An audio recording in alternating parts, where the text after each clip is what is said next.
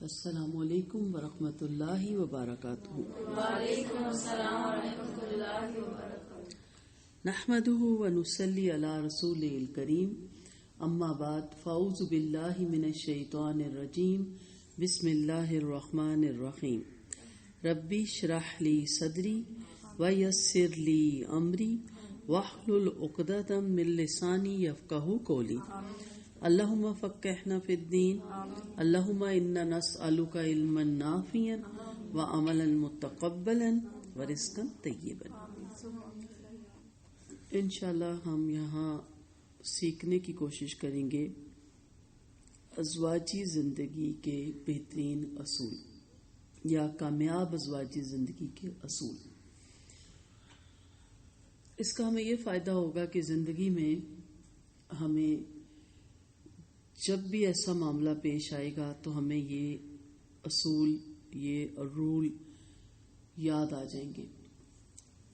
سارے اسی طرح تو نہیں ہوتے یاد، لیکن اس کا لب لباب اور اس کی جو اصل اس کا بیسک ہوتا ہے وہ یاد رہ جاتا ہے۔ سمجھ کے اگر سنا جائے، عمل کی غرض سے سنا جائے تو پھر تبدیلی بھی زندگی میں بہت آتی ہے۔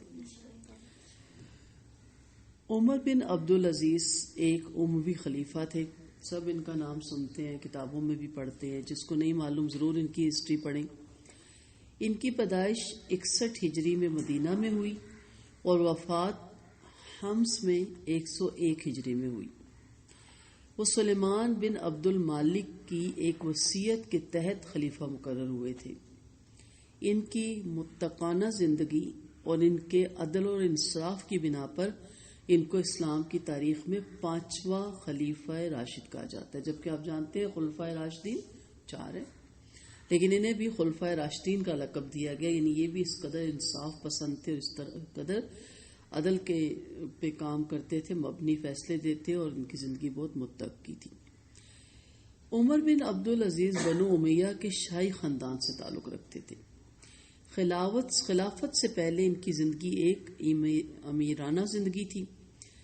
اب اتنے امیر فیملی کے ہونے کے باوجود ان میں اتنا تقویٰ تھا اور اس قدر ان میں اللہ کا خوف اور اس قدر اللہ سے محبت تھی کہ انہیں خلافت کے منصب پہ بٹھایا گیا، کیونکہ اس وقت دیکھا یہ جاتا تھا کہ زندگی کا جو تصور حیات اسلام میں ہے اس کو کس نے فالو کر رکھا ہے، کس نے سمجھ رکھا ہے۔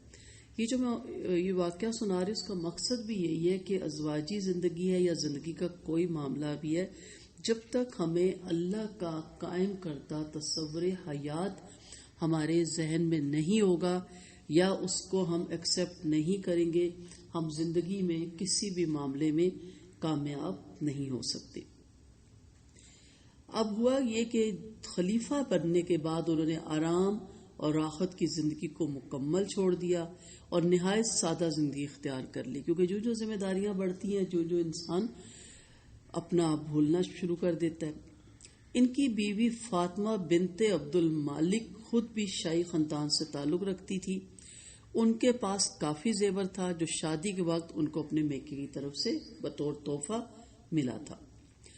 عمر بن عبدالعزیز نے خلیفہ ہونے کے بعد اپنی بیوی فاطمہ بنت عبد المالک سے کہا کہ تم اپنے تمام زیورات کو بیت المال میں داخل کر دو، ورنہ میں تم سے جدائی اختیار کر لوں گا، کیونکہ مجھے یہ کسی طرح گوارا نہیں کہ تم اور میں اور تمہارے زیورات تینوں ایک گھر میں رہیں۔ ان کی بیوی اس پر بخوشی راضی ہو گئی اور وہ اپنے تمام زیورات، جن میں وہ قیمتی موتی بھی تھا جو عبد المالک نے اپنی بیٹی کو دیا تھا، سب بیت المال میں بھجوا دیا تاکہ عوام کے مفاد کے لیے استعمال ہو۔ اب یہ واقعہ کوئی چھوٹا واقعہ نہیں ہے، ہم بھی خواتین ہیں، اپنے آپ کو اس جگہ پہ رکھیں۔ ہمیں میکے کی طرف سے اگر کوئی چیز ملتی ہے یا سسرال کی طرف سے کوئی حق مہر ملتا ہے تو ہمارے دعوے ختم نہیں ہوتے، اور اکثر اتنی زیادہ بھی عمر ہو جائے گی نا تو میکے سے ملے ہوا جولری سیٹ ہے، کچھ ہے، وہ عورتیں نہیں دیتی، وہ کہتی ہے میرے والد نے دیا تھا، میں کیوں دوں، خود کرو جو کرنا ہے۔ منع نہیں ہے، آپ کی چیز ہے، آپ رکھیں۔ یہاں اصل جس طرف میں آپ کو لانا چاہ رہی ہوں وہ یہ ہے کہ آپ کو پتا ہو کہ ازواجی زندگی کا پہلا وہ کیا اصول ہے جو آپ کو مضبوط بناتا ہے، آپ کے گھر کے ماحول کو خوشگوار بناتا ہے، اور آپ کی زندگی ہماری جیسے صحابیات تھی یا ہمارے اسلاف کی جو عورتیں تھیں یا ہماری جو بزرگ عورتیں تھیں، ہماری دادی ہو گئی، والدہ ہو گئی، اس کے پیچھے راز کیا تھا ہم بھی ویسی زندگی گزار سکیں. تو یہ سادہ واقعہ نہیں تھا، غیر معمولی واقعہ ہے یہ. یہاں پہلا سوال یہی ہوگا جو آپ بھی ضرور سوچیں کہ وہ کیا چیز تھی، یا میں آپ سے وہ سوال کرتی ہوں، سوچیں جس نے فاطمہ بنت عبد المالک کو اس پر راضی کیا کہ وہ خلیفہ عمر بن عبدالعزیز کے مذکورہ غیر معمولی فیصلے کو اتنی آسانی کے ساتھ قبول اس نے کر لیا. کیا ذہن میں آتا ہے؟ ٹھیک ہے، اور چلیں شور سے محبت تھی، اور فرما برداری تھی، اللہ کی رضا کی. ٹھیک ہے، سب کے اچھے جواب ہیں اور صحیح بھی ہیں. مین جس پوائنٹ پہ میں آپ کو لانا جا رہی ہوں نا وہ یہی ہے کہ ان کو پتا تھا کہ تصور حیات کیا ہے، زندگی کا تصور اسلام کی نظر میں کیا ہے، جو ہر مسلمان عورت اور مرد کو پتا ہونا چاہیے، جو آج ہمیں نہیں معلوم. اسلام کے تصور کے مطابق موجودہ دنیا کی زندگی ایک عارضی زندگی ہے. میں بارہا اس طرف آپ کو کیوں لا رہی ہوتی ہوں کہ فکر آخرت زندگی گزارنے کا سٹائل بدل دیتا ہے. فکر آخرت اس دنیا کی حقیر لایانی عارضی محبتیں ہیں یا بینیفٹ ہیں یا انا ہے، کچھ بھی اپنے اندر ہے، یا ہٹ دھرمی ہے، ضد بازی ہے، مقابلہ بازی ہے، سیاست بازی ہے، کرتے ہیں نا ہم دوسروں کے بارے میں سیاستیں لڑاتے ہیں، عقل لڑاتے ہیں.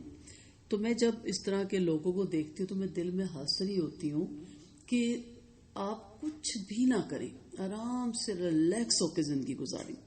کیوں؟ کیونکہ کریٹر، کریشن اور پلانر اللہ کی ذات ہے.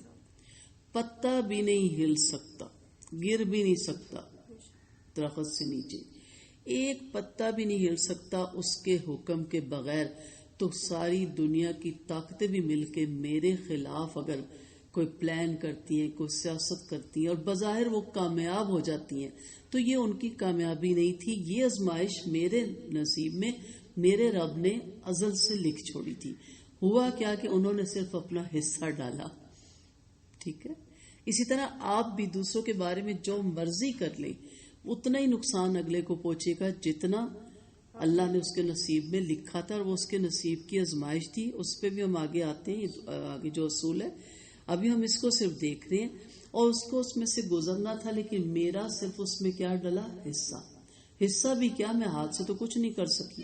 سوچ، میری نیگیٹو خواہش کہ یہ خدا نخواستہ بندہ برباد ہو جائے، اس سے یہ نعمت چھن جائے یا اس کا نقصان ہو، تو اس چیز نے اس کو برباد نہیں کیا، اس کو تو اس کے نصیب کا ملا، میرا اس میں حصہ ڈل گیا. اب جب یہ تصور ہو نا کہ یہ عارضی زندگی ہے، تو پھر انسان ان چیزوں سے بہت دور نکل آتا ہے، چاہے وہ زندگی کا عام معاملہ ہے، چاہے وہ ازواجی زندگی کا معاملہ ہے، یا کوئی خاص معاملہ ہے. یہ عارضی زندگی انسان کو امتحان کے لیے دی گئی، کیونکہ دوسری اب چیز ذہن میں کیا آ جاتی ہے کہ میں نے سدا شاید رہنا ہے. جیسے حضرت نوح علیہ السلام کے پاس ایک خاتون آئی، انہوں نے کہا میرے بچے فوت ہو جاتے ہیں. اس وقت لمبی عمریں تھی، 150 کے ہو کے فوت ہو جاتے ہیں، 200 سال کے ہو کے فوت ہو جاتے ہیں، اور عمریں ہزار سال تھی. ہم پڑھتے ہیں بنی اسرائیل کی روایات میں بھی یہ باتیں. تو حضرت نوح علیہ السلام نے کہا کہ ایک وقت آئے گا کہ ایک نبی کی امتیں 40 سال ہوں گی. اب کہاں 1000 سال عمر اور ایک 40 سال تو یوں سمجھ لینا کہ ان کے لیے 40 دن بھی نہیں تھے. تو اس خاتون نے کہا کہ پھر تو وہ ان کا دنیا سے بالکل لگاؤ نہیں ہوگا، کیونکہ 40 سال کے لیے صرف آ رہے ہیں. تو حضرت نوح علیہ السلام نے کہا کہ نہیں، وہ تو بڑی بڑی عمارتیں بنائیں گے اور بڑے بڑے قلعے. تو اس خاتون نے کہا کہ اگر میری عمر صرف 40 سال ہو تو میں ایک سجدے میں ہی گزار دوں.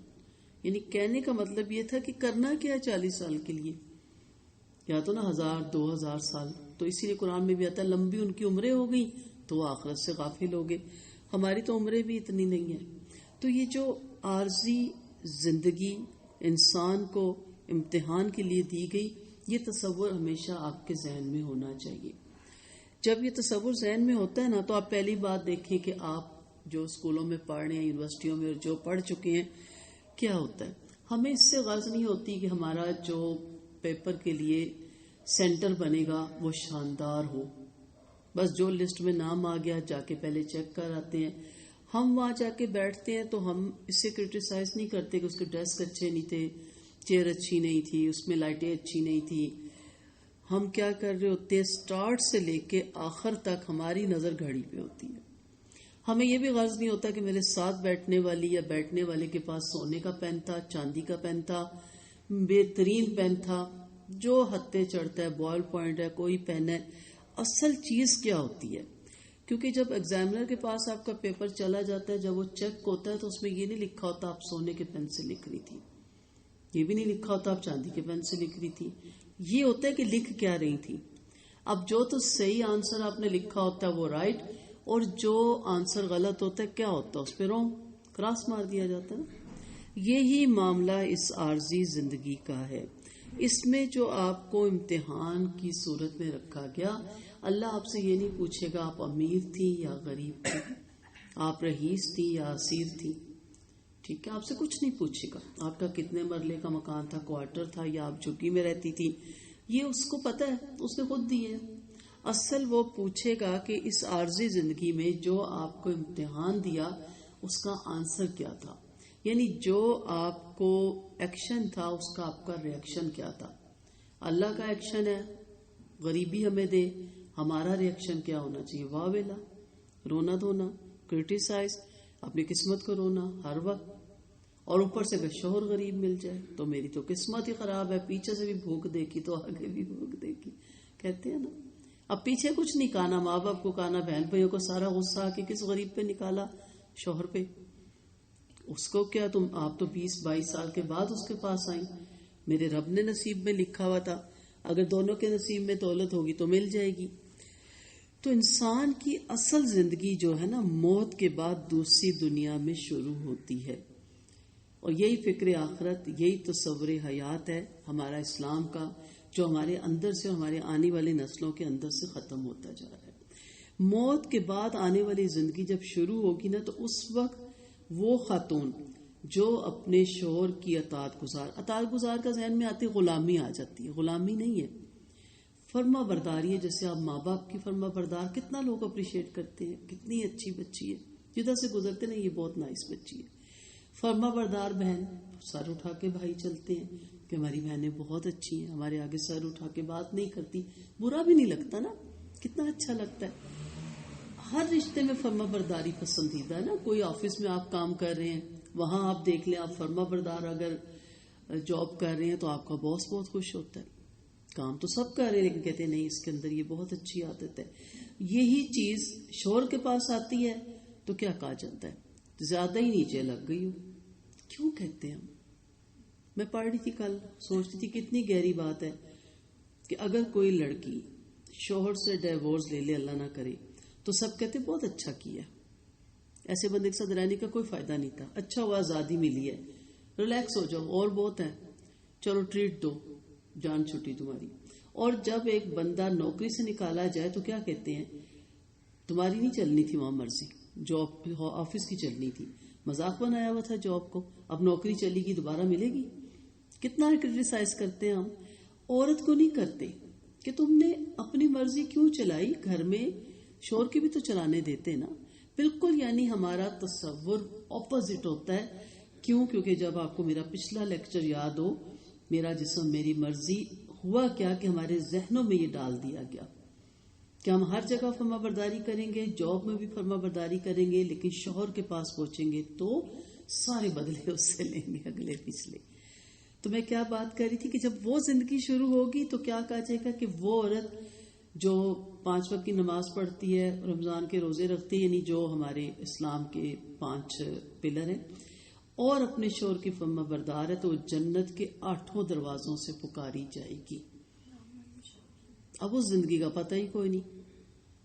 ٹھیک ہے، اتنی خوبصورت احادیث ہیں. حدیث ساری خوبصورت ہوتی ہیں کہ انسان کا دل چاہتا ہے کہ انسان اڑ کے جنت میں پہنچ جائے. یعنی ایسی خواتین کے لیے جو اچھی صفت کی مالک ہیں. ایک حدیث یہ بھی آتی ہے کہ ایسی نیک عورت اگر اس کا شوہر بھی نیک ہے تو اپنے شوہر سے 500 سال ہے یا کچھ اس طرح کی روایت ہے، میں بھول گئی ہوں اس کا اصل فگر، وہ اس سے پہلے جنت میں جائے گی، مرد بعد میں پہنچے گا. وہ حدیثیں ہمیں کوئی نہیں سناتا. اگر ہمیں ہماری نظر میں وہ حدیثیں ہو نا کہ اب دیکھو مرنے کے بعد تو مرنا ہے ہم نے، اسے تو کوئی نہیں روک سکتا، مرنے کے بعد ہم نے جی اٹھنا بھی ہے، اسے بھی کوئی نہیں روک سکتا، مرنے کے بعد اس دنیا کے امتحان کا رزلٹ ملنا ہے اسے بھی نہیں کوئی روک سکتا. تو ہمیں پتا ہونا چاہیے نا کہ امتحان کیا تھا. پہلے ایز اے بیٹی میرا کیا امتحان تھا، پھر ایز اے بہن میرا کیا امتحان تھا، پھر ماں کے، بیوی کے، پھر آگے جتنے رشتے چلے جاتے ہیں یہی امتحان ہے نا. آپ سے کوئی ڈاکٹریٹ کی ڈگری تو نہیں وہاں مانگے گا نا اللہ تعالیٰ، پی ایچ ڈی یا ان کی ڈگریاں تو نہیں مانگے گا نا کہ میں نے پی ایچ ڈی میں فل مارکس لیے تھے، میں فلاں ڈگری لے کے فلاں، یہی ڈگری مانگے گا نا کہ یہ جو ڈگریاں آپ کو لینے کے لیے وہاں بھیجا تھا اس ڈگری میں آپ ناکام ہوئی یا آپ کامیاب ہوئی. اور ان عورتوں کے بارے میں بھی وعید ہمیں ملتی ہے جو نہیں اچھی تھی اور ان کا جہنم میں جو حال ہوگا. ٹھیک ہے، تو دوسری دنیا جب شروع ہوتی ہے نا، وہ موجودہ دنیا تو عمل کرنے کی جگہ تھی، موت کے بعد کی دنیا عمل کا انجام پانے کی جگہ ہے. اور امتحان کا رزلٹ وہی ہوگا جو دنیا میں امتحان کے ساتھ آنسر ملے ہوتے ہیں نا. آپ خود پڑھنے والی بچیاں آپ کو پتا ہے نا کہ اسی کے اندر یہ سوال ہے، اسی کا جواب اسی کتاب کے اندر ہوتا ہے نا، باہر سے تو نہیں دینا ہوتا. اسی طرح زندگی کا جو سوال ہے اس کا جواب بھی زندگی کے اندر ہی ہے کہ آپ نے وہاں ایک کامیاب خاتون بننا ہے، جنت کے اعلیٰ درجے میں بسائے جانے کے قابل بننا ہے، تو اس کے سلیبس کے اندر ہی اس کا جواب بھی موجود ہے. وہی یاد کر کے اسی پہ ہی عمل کر کے جانا ہے. موجودہ دنیا کی حیثیت سفر کی ہے اور اگلی دنیا کی حیثیت منزل کی ہے.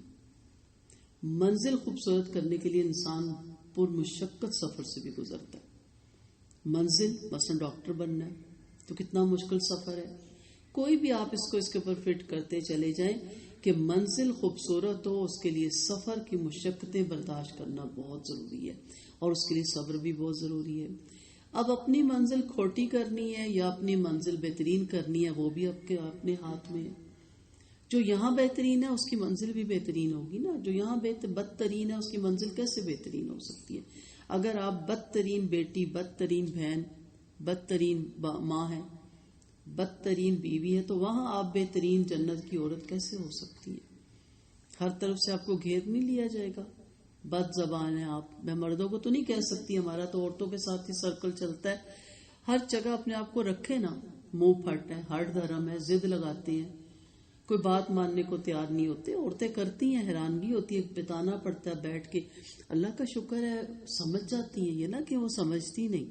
اگر آپ انہیں بتائیں کہ آپ کس روش پہ جا رہی ہیں اور اس کا انجام کیا ہے تو مان بھی جاتی ہیں. بعض جگہ بعض کو بتانے والا بھی کوئی نہیں ہوتا. تو آپ سوچیں کہ پھر منزل کیسے خوبصورت ہوگی. زندگی کا یہ تصور بے حد اہم ہے، اسے ہمیشہ سامنے رکھا کریں. کیونکہ ہمیں اس سے ہٹایا جاتا ہے نا، تو پھر ہم کیا کہتے ہیں کہ میں اس طرح زندگی گزاروں گی جس طرح لوگ گزار رہے ہیں، جو آج کل چل رہا ہے، جو ہمیں میڈیا دکھا رہا ہے، جو آج کل تصور زندگی ہمارے ذہن میں ڈالا جا رہا ہے. اس میں سے آخرت کا تصور، آخرت کی منزل، آخرت کی زندگی بالکل نکال دی جاتی. شوق آتا ہے کہ میرا بھی نام ہو، میں بھی ٹی وی پہ آؤں، میرا بھی رسالے میں نام چھپے، مجھے بھی پہچانا جائے، میں بھی کوئی ایسا کام کروں کہ لوگوں کی نظر میں آئے. یہی ہے نا، فٹنس پہ توجہ، اپنی شکل صورت پہ توجہ دیتے رہنا، سیرت پہ توجہ نہ دینا. اس تصور کو بدلیں. آپ سوچیں کہ یہ عارضی دنیا ہے اور ایک وقت آئے گا مجھے چھوڑ کے جانا ہے. وہ جو معاملہ ہوگا نا، یہ چیز بڑی سٹرونگ کر دیتی ہے. آپ ایک دم رک کے کہتے ہو کہ میری قبر میں تو میں اکیلی ہی ہوں گی.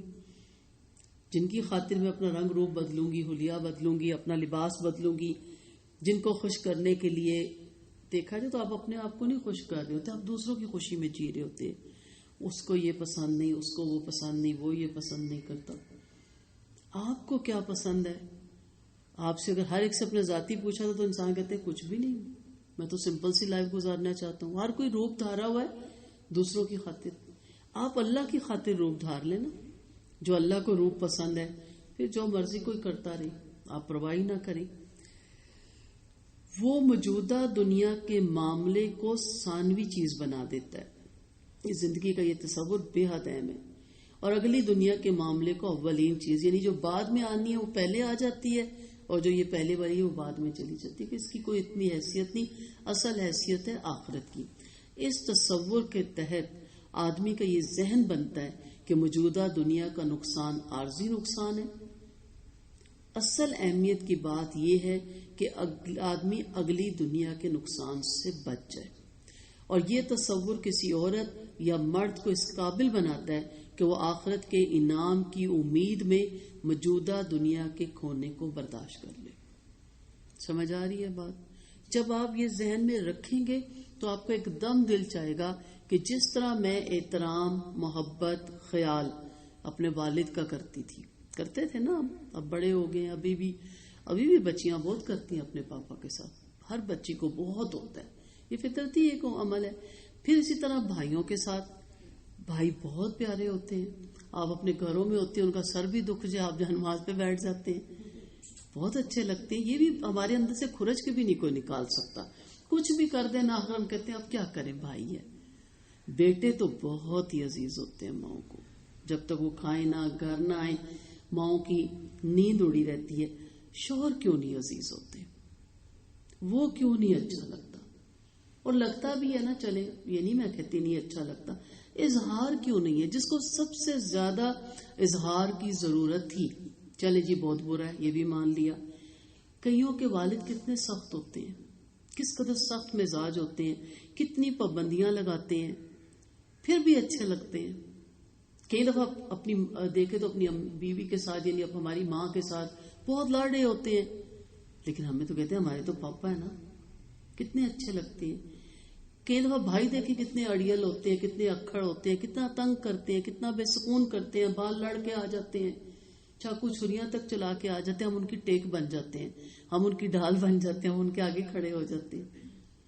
کسی کو کہنے نہیں دیتے اپنے بھائی کو، ہم مانتے ہی نہیں میرے بھائی کا قصور ہی نہیں. مرد کیوں، شوہر کیوں؟ کیونکہ ہمارے اندر یہ چیز ڈالی جا رہی ہے کہ یہاں آ کے آپ مقابلے میں کھڑی ہو جائیں. وہ حدیث یاد ہے کہ باپ کے مقابلے میں کھڑے ہوئے تو کیا عذاب ہوگا. بھائیوں کا بھی پتہ ہے، بیٹوں کا بھی پتہ ہے. شوہر کا جو سب سے زیادہ انسان گناہگار ہوتا ہے وہ ہمارے ذہنوں سے نکالا جا رہا ہے. جب آپ کے ذہن میں یہ آ جائے گا، یقین کریں جن کو یہ بات سمجھ آ گئی میری، ان کے گھروں میں بہت سکون ہو گیا. اسی طرح خیال رکھنا ہے، اسی طرح لاڈ نخرے اٹھانے ہیں جس طرح ہم نے اپنے بھائیوں کے، اپنے بچوں کے اور اپنے والدین کے اٹھائے ہیں. بلکہ اس سے زیادہ کہنا، چلے ہم ابھی اس لیول تک نہیں جا رہے. اور پھر اس کی جو منزل ہوگی نا بہت خوبصورت ہوگی.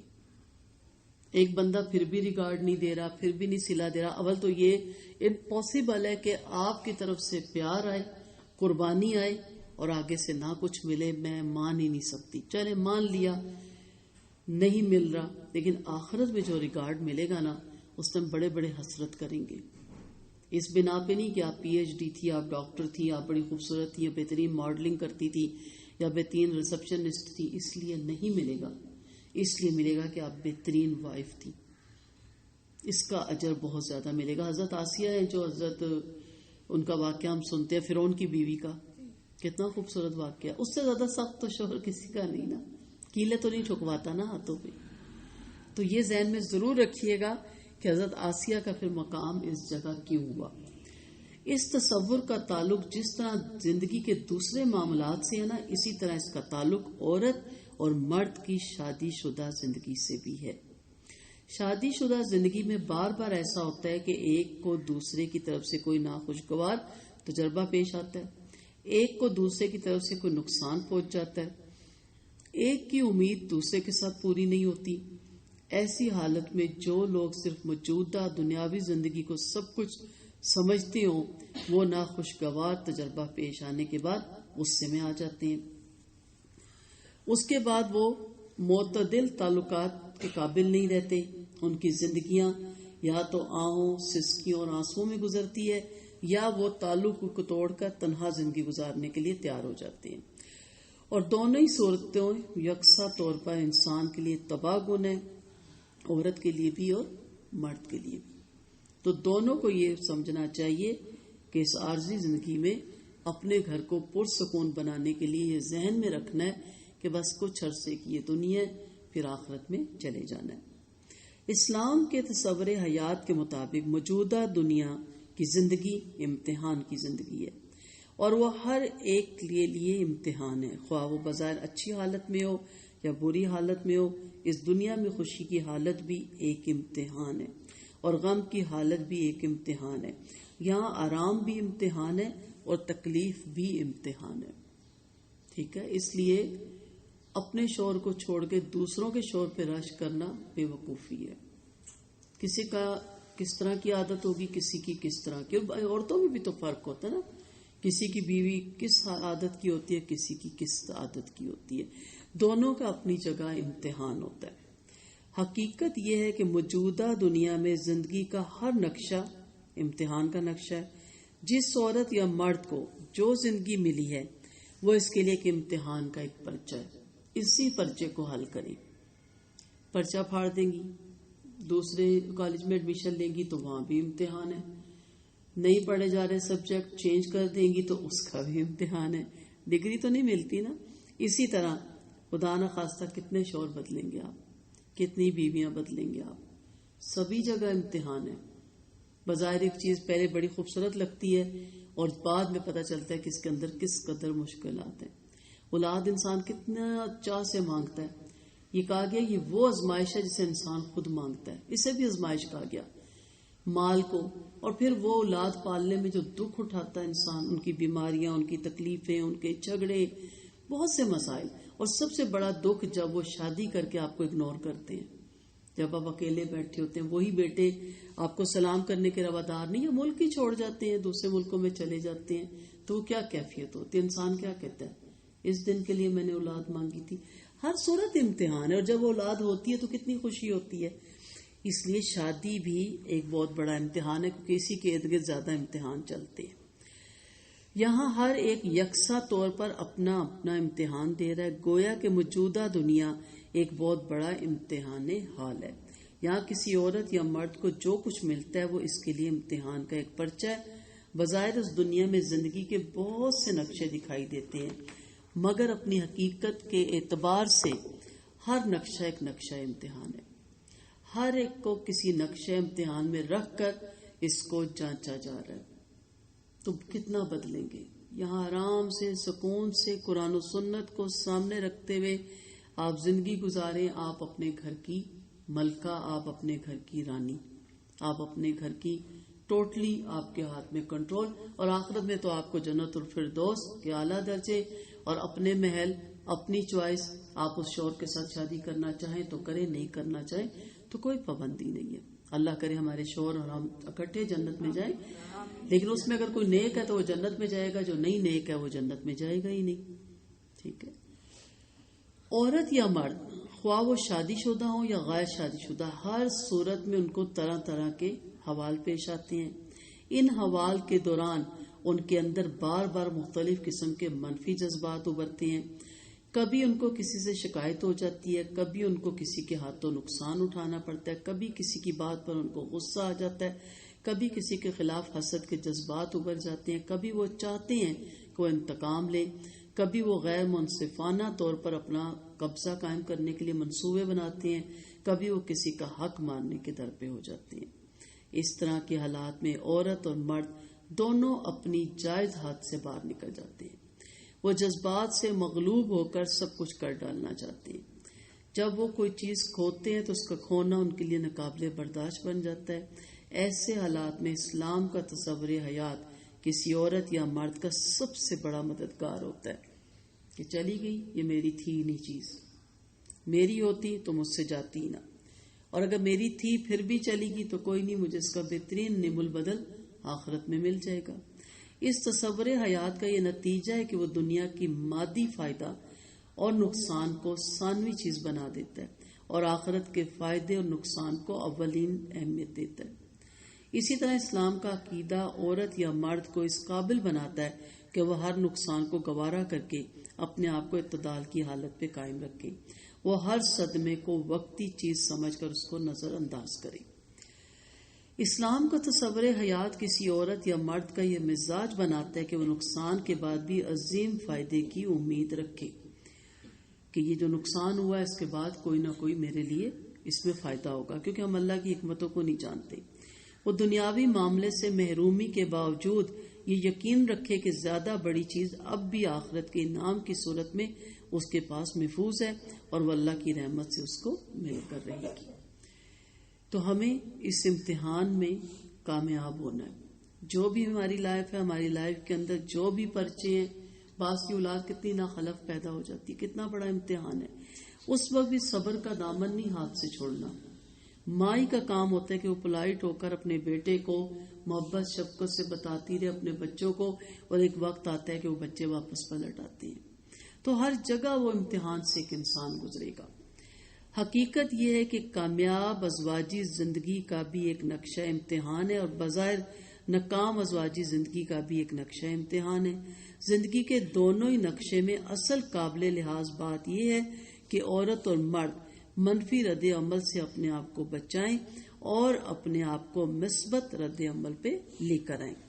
وہ ہر ناخوشگوار بات کو وقتی سمجھ کر اسے نظر انداز کر دیں اور وہ ہر حال میں اپنی توجہ اگلی دنیا کی کامیابی پہ لگائی رکھیں۔ یہی کامیاب ازواجی زندگی کا پہلا اصول ہے۔ ابھی آگے اصول آئیں گے۔ زندگی نے وفا کی، اللہ کا حکم ہوا تو ہم سوچیں گے تھوڑا ڈفرنٹ طریقے سے ہم دیکھ رہے ہیں نا۔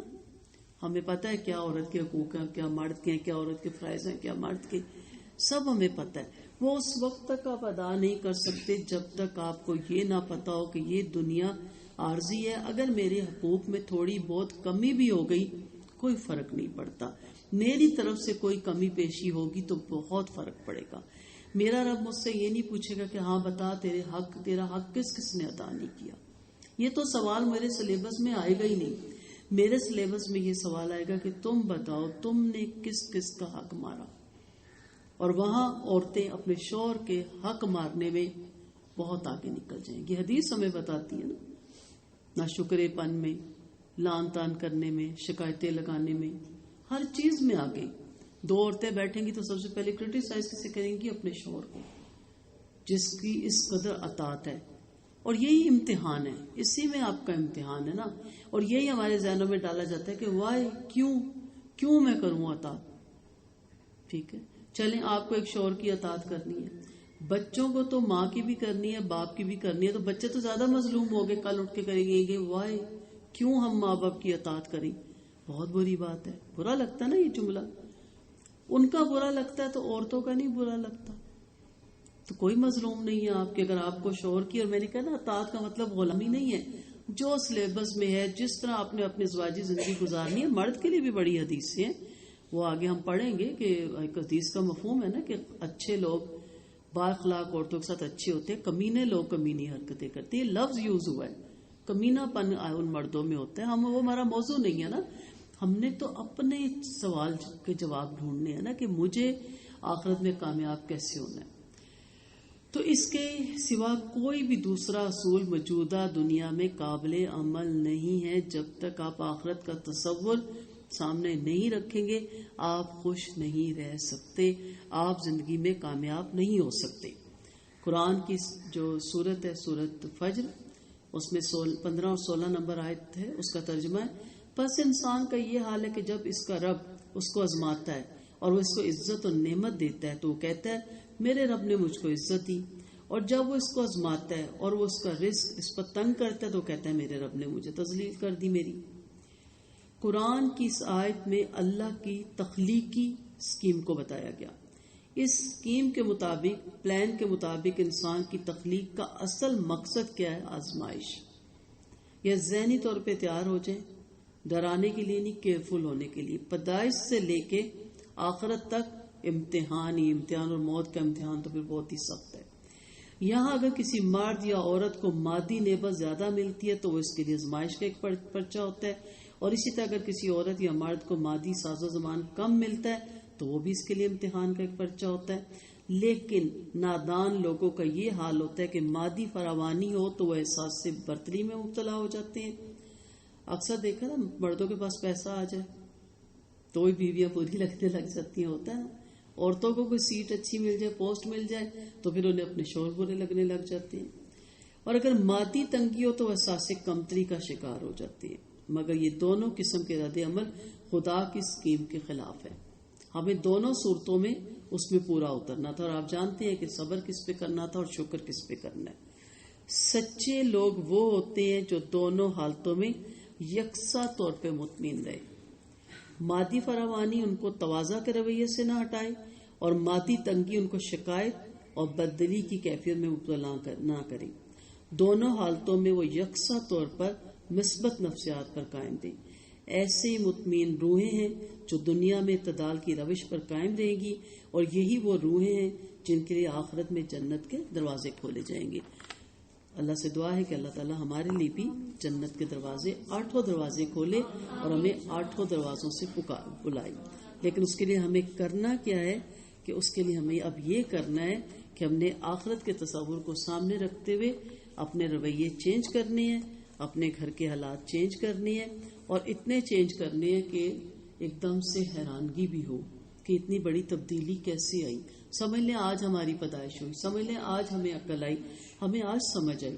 ہم کچھ لاپرواہ بھی ہو جاتے ہیں بچے پالنے میں, اور جس کے بچے ہیں یا جس کو زیادہ حق ہے, جو صبح سے رات تک, میں آج بھی بچی کو اسکول چھوڑنے گئی تو موٹر بائک میں نے ایک بندے کو دیکھا پلاسٹک اپنے اوپر چڑھایا ہوا بارش سے بچنے کے لیے. کیا اوپر پہننے کے لیے خریدا نہیں جا سکتا, نہیں ہوتا. اسکوٹر پہ بوٹوں کے اوپر بھی پلاسٹک چڑھائے ہوئے نہیں افورڈ ہو سکتا. بندہ کہتا ہے بچوں کی فیسیں آئی ہوئی ہیں, کلاس چینج ہونی ہے, کتابوں کا خرچہ آیا ہوا ہے, اور بہت کچھ ہوا ہے, بچوں کو نیا یونیفارم لے کے دینا ہے, جیومیٹری لے کے دینا. بچے تو بڑے خوش ہوتے ہیں, تو اپنے نفس کو مارتا رہتا ہے وہ بندہ. ہم ہر شادی پہ ہر عید پہ نئے سوٹ بناتے ہیں, وہ کہتا ہے میرا یہی چل جائے گا, بس استری کر دو. کیا اس کا دل نہیں کرتا؟ وہ بہت اپنے نفس کو مارتا ہے, بولتا نہیں ہے, کہتا نہیں, جتلاتا نہیں ہے. تو ہمیں خود اس کی قدر کرنی چاہیے. جب آپ باہر نکلتے ہیں تو عبرت کی نگاہ سے دیکھا کریں, اور پتہ نہیں صبح سے یام تک کتنی ڈانٹ کھا کے اور کتنی لوگوں کے رویوں کو برداشت کر کے وہ محنت کرتا ہے. بہرحال وہ ایک الگ موضوع ہے, لیکن اتنی چینجنگ آنی چاہیے. جیسے میں ایک عالم کا درس سن رہی تھی کہ انہوں نے جب مرد کو درس دیا مردوں کو, تو مرد جا کے اتنے تبدیل ہوئے کہ عورتیں گھبرا گئی کہ خیر تو ہے, کیا ہو گیا. تو اتنی تبدیلی ہم میں بھی آنی چاہیے. وآخر دعوانا ان الحمد للہ رب العالمین.